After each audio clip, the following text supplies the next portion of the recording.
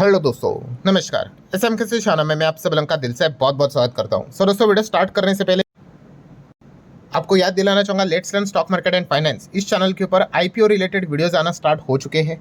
सो अगर आप चाहो तो इस चैनल को फॉलो करके यहाँ पे रख सकते हो अगर आप आईपीओ में इंटरेस्टेड हो तो। ठीक है, आज के दिन का जो वीडियो था उसका लिंक भी मैंने ऊपर आई बटन पे देखे यहाँ पे रखा हुआ है। उसी के साथ साथ अगर हम यहाँ पे बात कर ले, और भी कुछ चैनल्स है, इनको भी आप फॉलो कर सकते हो। और आज के दिन के जितने भी वीडियोस है, थोड़ा सा नोटिफिकेशन का इशू चल रहा है, बट कोई बात नहीं, अगर आप चाहो तो उनको भी स्टडी कर सकते हो। लिंक नीचे डिस्क्रिप्शन में दे दी है। सो ठीक है दोस्तों, अभी हम आ चुके हैं बिल्कुल हमारे नॉर्मल स्क्रीन के ऊपर। एंड दोस्तों, वी ऑलरेडी नो दैट कि रोज का एक ही कहानी है कि बाजार ऊपर जाता है, फिर नीचे आता है, ऊपर नीचे। ओवरऑल अगर देखा गया तो है तो हम वही के वही। ठीक है, आज के दिन की बात कर ले या फिर पिछले एक साल की बात कर ले, कहानी वही पे, ऊपर जाएंगे फिर नीचे आएंगे, फिर नीचे से ऊपर आएंगे।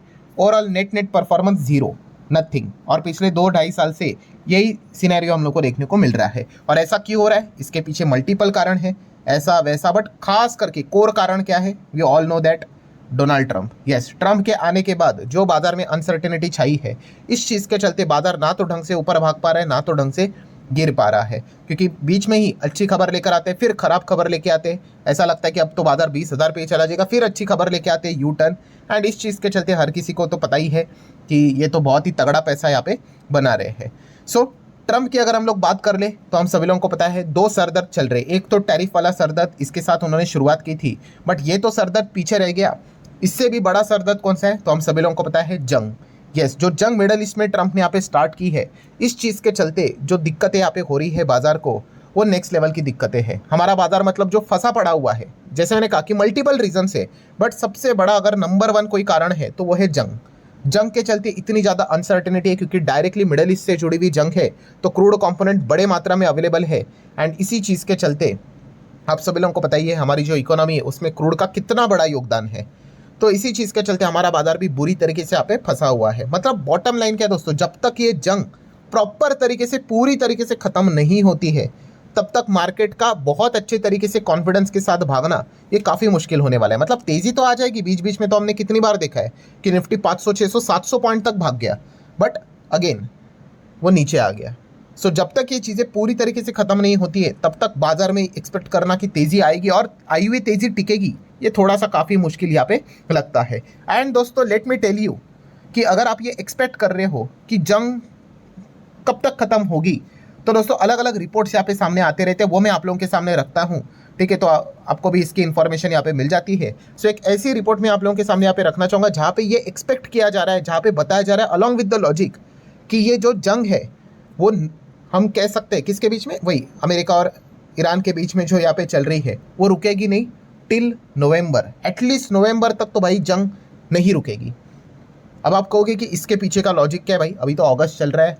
ठीक है, अगस्त स्टार्ट हो चुका है, स्टार्ट क्या, अभी आधा तो अगस्त खत्म ही हो गया। ठीक है, अगस्त के बाद सितंबर, फिर अक्टूबर, फिर आएगा नवंबर। मतलब आप कह सकते हो 2.5-3 महीना तो अभी भी यहाँ पे बाकी है। सो नवंबर तक यहाँ पे जंग रुकेगी नहीं, ऐसी बातें क्यों यहाँ पे चल रही है। ठीक है, अगर आप ग्लोबल मार्केट स्टडी करते होंगे, अमेरिकन मार्केट, एंड जो बोलते हैं ना एक स्ट्रीट लेवल पे जो बातें चलती है, उसको अगर आप स्टडी करते होंगे तो आपको पता होगा ये बातें बहुत चल रही है कि नवंबर तक क्या हो गया, ये जंग को नहीं रोका जाएगा। किसके द्वारा, तो दोस्तों वो रहेगा यहाँ पे ईरान के द्वारा। यस, ईरान कुछ भी करके दोस्तों यहाँ पे क्या करेगा, नवंबर या फिर उसके भी बियॉन्ड जंग को खींचने की कोशिश करेगा। आप बोलोगे इसके पीछे का लॉजिक क्या है, तो दोस्तों इसके पीछे का लॉजिक है मिड टर्म इलेक्शन। यस दोस्तों, अमेरिका में नवंबर मंथ में हमें मिड टर्म इलेक्शंस देखने को यहाँ पे मिलने वाले हैं। अब आप कहोगे इलेक्शन तो अभी तो हुए थे, तो दोस्तों यस, यहाँ पे अगर आप ऐसा सोच रहे हो तो कोई गलत नहीं सोच रहे। इसके लिए आपको ये पता होना चाहिए कि अमेरिका में इलेक्शन की प्रक्रिया कैसे होती है। हमारे इधर कैसा होता है, जैसे कि एक कोई इलेक्शन हो गया, उसके बाद डायरेक्टली 5 साल के बाद इलेक्शन होता है। अगर वो सरकार बनी रही तो ठीक, बीच में अगर वो गिर गई तो फिर वो अलग रूल होते हैं। पर मान लो कोई भी सरकार आ गई, पूरे टर्म उन्होंने कंप्लीट किया, तो 5-5 साल का ही टाइम रहता है। हमारे इधर 4-5 साल आप कह सकते हो। अब अमेरिका की अगर बात कर ले तो अमेरिका में कैसा रहता है, तो अमेरिका में 2 प्रकार के इलेक्शन रहते हैं। एक पहला जो अभी का लेटेस्ट जो इलेक्शन हुआ था, कौन सा, प्रेसिडेंशियल इलेक्शन की बात कर ले, मतलब जहाँ पे ट्रम्प जीत कर आए थे। सो वो हम लोगों को वही 4 साल में होते हुए देखने को मिल जाता है। ठीक है, पर एक और इलेक्शन रहता है दोस्तों, और वो इलेक्शन कौन सा रहता है पता है, कांग्रेस का इलेक्शन। अब कांग्रेस मतलब हमारे इधर की वो बीजेपी कांग्रेस की बात नहीं कर रहे, आप ऐसा समझ लो संसद। वहाँ की जो संसद लोग बैठते हैं ना संसद में, यस, इससे रिलेटेड जो इलेक्शन होता है ना दोस्तों, वो हम लोगों को हर 2 साल में होते हुए देखने को मिल जाता है, हर 2 साल में। ठीक है। सो अभी जो इलेक्शन हुआ था वो कौन सा था? प्रेसिडेंशियल इलेक्शन, जहाँ पे ट्रम्प चुनकर आए। ठीक है। ट्रम्प तो भाई रहेंगे कब तक? 2028 तक, वो किधर नहीं जाने वाले हैं। पर अब 26 के बाद, मतलब हम यहाँ पे कह सकते हैं 24 के बाद, अब 26 यहाँ पे चल रहा है। सो अब किससे रिलेटेड इलेक्शन यहाँ पे होगा? संसद से रिलेटेड यहाँ पे चुनाव हम लोग को होते हुए देखने को यहाँ पे मिलने वाला है। ठीक है। अभी जैसे कि मैंने कहा कि 2028 तक तो ट्रम्प रहेंगे, अब 2028 में वापस प्रेसिडेंशियल इलेक्शन होगा। ठीक है। फिर उसके बाद वो 4 साल 32 तक कंटिन्यू करेंगे, जो भी चुन कर आएंगे वो। हाँ, उसके बीच में अगेन 2030 में क्या होगा? यस, संसद से रिलेटेड, मतलब कांग्रेस से रिलेटेड हम लोगों को इलेक्शन होते हुए देखने को यहाँ पे मिल जाएगा। तो हर 2 साल में ये इलेक्शन यहाँ पे होता है। एंड इसमें अगर देखा गया, संसद मतलब क्या? जो आप लोगों को संसद में मेंबर्स देखने को मिल जाते हैं। ठीक है। उनके पास भी तो पावर रहता है, वो भी तो मतलब कोई बिल पास करना है, कोई चीज़ पास करनी है, तो उनके ही तो वोट्स की रिक्वायरमेंट यहाँ पे होती है, और तभी तो जाके कोई भी एक्टिविटी यहाँ पे आगे बढ़ती है। सो इससे रिलेटेड अगर हम लोग यहाँ पे बात कर ले, तो अमेरिका में जो हम लोग को कांग्रेस देखने को यहाँ पे मिल जाती है, उसमें भी 2 प्रकार होते हैं। एक होता है हाउस ऑफ रिप्रेजेंटेटिव, ठीक है, एंड दूसरे अगर हम बात कर ले सीनेट। ठीक है। तो हाउस ऑफ रिप्रेजेंटेटिव कुछ तो 435 जगह आपको देखने को मिलेगी। ठीक है। इससे रिलेटेड चुनाव यहाँ पे रहने वाला है। एंड सीनेट की बात करें तो 1/3 रहता है, 1/3 समवेयर अराउंड, कुछ तो मतलब 100 के हिसाब से आप पकड़ लो 34 और 35 के आसपास हम लोग को जगह देखने को यहाँ पे मिल जाएगी। मतलब क्या है दोस्तों, यहाँ पे 435 एंड प्लस सीनेट के 35, इन जगहों के लिए हम लोग को इलेक्शन देखने को मिलने वाला है। किधर? अमेरिका में, नवंबर मंथ में। इसको मिड टर्म इलेक्शन कहते हैं। और इलेक्शन में वोट कौन करेंगे? आम जनता ही इलेक्शन में वोट करने वाली है। ठीक है। तो इसमें इंपॉर्टेंट चीज़ क्या है? इसमें इंपॉर्टेंट चीज़ तो यही तो है कि वापस वहाँ के जो मतलब हम कह सकते हैं रिपब्लिकन एंड डेमोक्रेट्स, ठीक है, मतलब सत्ताधारी एंड अपोजिशन, वापस यहाँ पे हम लोग को चुनाव में खड़े रहते हुए देखने को यहाँ पे मिलेंगे और लोग वोट करेंगे। ठीक है। सो मतलब आप सोच कर देख लो दोस्तों कि प्रेसिडेंट कौन है? प्रेसिडेंट तो भाई ट्रम्प ही है। ठीक है। बट अगर संसद में, ठीक है, संसद में अगर अपोजिशन पार्टी वाले अगर ज़्यादा चुनकर अगर आ गए, अपोजिशन वाले कौन है? डेमोक्रेट्स। ठीक है। अगर वो चुनकर आ गए तो फिर भाई ट्रम्प अपनी मनमानी यहाँ पे नहीं कर सकते। ठीक है। क्योंकि कोई भी नियम, कानून, कायदा, लॉ कुछ भी पास करना है तो आपको प्रॉपरली संसद के रूट के थ्रू ही चलना पड़ता है। और सोच कर देख लो, वो तो रहेंगे प्रेसिडेंट, बट अगर यहाँ पे हम कह सकते कांग्रेस में हाउस ऑफ रिप्रेजेंटेटिव की बात कर ले, सेनेट में अगर बात कर ले, अगर ज़्यादा अपोजिशन वाले लोग रहेंगे, डेमोक्रेट्स वाले रहेंगे, तो फिर भाई ट्रम्प की मनमानी खत्म हो जाएगी। ठीक है। उस वे में वो काम नहीं कर पाएंगे जिस प्रकार का अभी का उन्होंने सर्कस बना के रखा हुआ है। सो ये मैं सारी चीज़ें आपको क्यों बता रहा हूँ? यस, ये जो मिड टर्म इलेक्शन है ना दोस्तों, इसी से रिलेटेड ईरान क्या करने वाला है? यस, ईरान जितना हो सके इस जंग को लंबा खींचने की कोशिश करेगा, नवंबर तक खींचने की कोशिश करेगा। क्यों? क्योंकि अमेरिका वाले जो लोग हैं वो ट्रम्प से काफ़ी नाराज़ हैं। क्योंकि ट्रम्प ने आए थे तब क्या बोले थे? मैं दुनिया में शांति लेके आ जाऊंगा, एक भी वॉर मेरे कार्यकाल में, टर्म में स्टार्ट नहीं होगी। ठीक है। मैं बंद करूंगा उल्टा, और चल क्या रहा है आप देख ही सकते हो। तो इस चीज़ के चलते काफ़ी लोग नाराज़ हैं, उनके टैरिफ के चलते भी लोग नाराज़ हैं, क्योंकि अल्टीमेटली महंगाई तो अमेरिका में ही हो रही है। ठीक है। ऊपर से अगर देखा गया जो जंग लड़ी जा रही है, काफ़ी जो लोग रहते हैं अमेरिका में, जो सोल्जर फैमिली से बिलोंग करते हैं, वो तो टेंशन में ही रहते हैं कि ये जो जंग है अमेरिका से रिलेटेड नहीं, वो तो मिडल ईस्ट में जाके लड़ रहे हैं। तो इसको लेकर भी लोग काफ़ी विरोध यहाँ पे करते रहते हैं। आपने देखा भी होगा, प्रोटेस्ट भी चलता रहता है। मतलब कुल मिला के बॉटम लाइन क्या है दोस्तों, कि इस जंग के चलते काफ़ी सारे लोग ट्रम्प के खिलाफ जा चुके हैं। ट्रम्प की जो पार्टी है रिपब्लिकन, उसके खिलाफ जाते हुए देखने को मिल चुके हैं।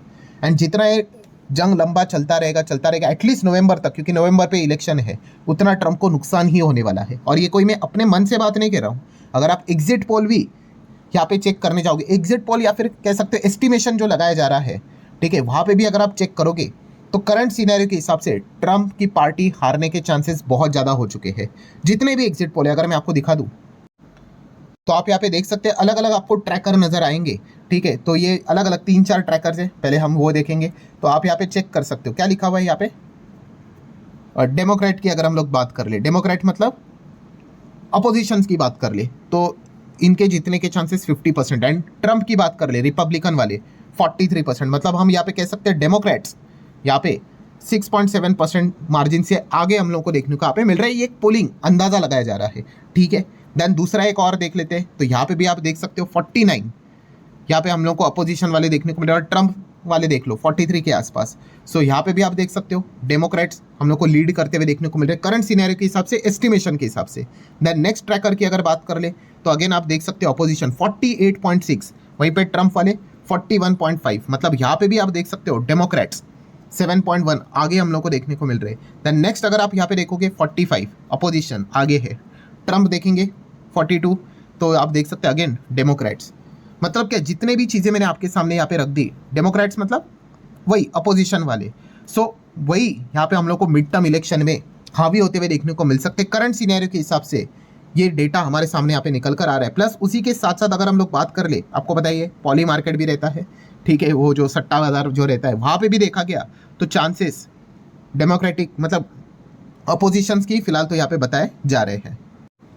अगर मैं थोड़ा और नीचे आ जाता हूँ तो आप देख सकते हैं, देखो poly market house control 86% chances बता रहे भाई कि डेमोक्रेटिक हाउस इन्हीं के लोग हम लोग को देखने को यहाँ पे मिलने वाले हैं। मतलब दोस्तों कंक्लूजन क्या है? यस, कंक्लूजन यही है कि जो मिड टर्म इलेक्शन है, ठीक है, ये जो ट्रम्प ने जो रायता फैला के रखा हुआ है टैरिफ एंड खास करके जो जंग से रिलेटेड, इस चीज़ के चलते मिड टर्म इलेक्शन में ट्रम्प के पार्टी पीछे हम लोग को पीछे हटते हुए मतलब हारते हुए देखने को यहाँ पे मिल सकती है। एंड अपोजिशन डेमोक्रेट्स वाले ज़्यादा से ज़्यादा हम लोग को संसद में मेंबर्स बनते हुए देखने को यहाँ पे मिल जाएंगे। एंड अगर ऐसा हुआ तो हम यहाँ पे कह सकते हैं कि टॉप पोजीशन तो भाई ट्रम्प ही है, उनकी कुर्सी तो किधर नहीं जाने वाली है। बट येस, जो नीचे यहाँ पे रहने वाले हैं वो अपोजिशन वाले डेमोक्रेट्स वाले आपको ज़्यादा देखने को मिलेंगे। सो कोई भी अगर ये बिल लेकर यहाँ पे आएंगे, ठीक है, तो ये ईजिली थोड़ी ना उसको पास करेंगे, वो खारिज कर देंगे, हो गया भाई खत्म। तो इसीलिए दोस्तों ये ट्रम्प के ऊपर एक प्रेशर यहाँ पे बना हुआ है। एंड इसीलिए ट्रम्प यहाँ पे क्या कर रहे हैं, कुछ भी करके अब ट्रम्प यहाँ पे क्या करेंगे, साम दाम दंड भेद कुछ भी करके इस वॉर को एटलीस्ट रोकने की कोशिश करेंगे, अफवाह भी फैलाने की कोशिश करेंगे, ठीक है। कितने सारे अफवाह वैसे भी फैलाते ही रहते हैं कि सब कुछ नॉर्मल हो चुका है, फिर ईरान बोलता है यार कुछ नॉर्मल नहीं हुआ है। तो ईरान का तो एक ही टास्क रहेगा भाई कि कुछ भी करके मिड टर्म इलेक्शन तक इस जंग को खींच लिया जाए, ठीक है। एक बार ट्रम्प यहाँ पे हार गए प्रॉपर तरीके से, ठीक है, उसके बाद उनकी पावर काफ़ी और ज़्यादा कम होते हुए देखने को यहाँ पे मिल जाएगी, फिर आगे की सोच लेंगे, ठीक है। बट यहाँ पे अगर ईरान ने बेवकूफ़ी की कि चलो उन्होंने पीछे हट लिए, एंड अगर ट्रम्प संसद के रूट के थ्रू भी अगर उनकी पार्टी की ज़्यादा सीटें अगर आ जाती है तो फिर भाई ईरान के ऊपर ये वापस चल के आ जाएंगे अटैक करने के लिए, ठीक है। तो ये सारा जो खेल है दोस्तों वो ये अगले हम लोग को 2-3 महीने में देखने को यहाँ पे मिलने वाला है। तो इसीलिए अगर हम यहाँ पे देखेंगे नवंबर तक, मतलब ये बातें बोली जा रही है, वही मैंने आप लोगों के सामने रखी है कि नवंबर तक एक्सपेक्ट करना कि जंग यहाँ पे रुक जाएगी, इसके चांसेस प्रोबेबिलिटी अब काफ़ी कम हो चुके। ईरान यूजुअली ये चीज़ अब यहाँ पे होने नहीं देगा, क्यों, ट्रम्प को वीक करने के लिए। सो आशा करता हूँ दोस्तों ये सारी बातें मतलब मार्केट से रिलेटेड ही रहती है, ठीक है, यूजुअली आपको किसी और चैनल पे सुनने को देखने को नहीं मिलेगी। सो एक जस्ट इन्फॉर्मेशन मैंने आप लोगों को देके रखी हुई है। आशा करता हूँ वीडियो हेल्पफुल लगा होगा, चाहो तो लाइक एंड शेयर यहाँ पे कर सकते हो। मिलते हैं नेक्स्ट वीडियो में, तब तक के लिए बाय बाय।